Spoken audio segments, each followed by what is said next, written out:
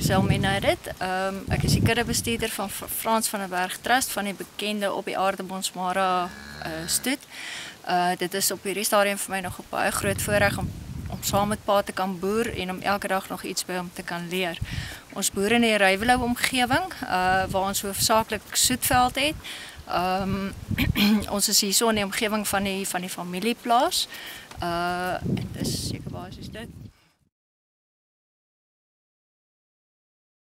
Hierdie koei kom uit 'n baie goeie melklyn, 'n baie goeie moederlyn van ons uit. Sy is op die oomblik 9 jaar oud met 7 kalvers. Van daai 7 kalvers is 2 van hulle verkoop as stoetbulle. Die teeler wat hierdie 2 bulle gekoop het, is toevallig albei bulle is verkoop aan die Engelbrechts van Koffiefontein. Die rede hoekom hulle beide seuns uit haar uitgekoop het, is omdat hulle verskriklik konsentreer op vrugbaarheid en dit is wat hierdie koei absoluut versinnebeeld.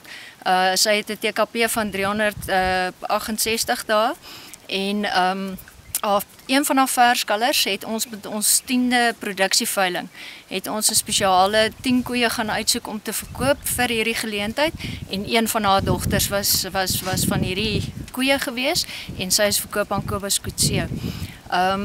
Dan het ons ook 'n verskalf van haar huidiglik op hierdie stadium wat nog in die kudde is en dan 2 van haar seuns het nie deur die proses gegaan nie.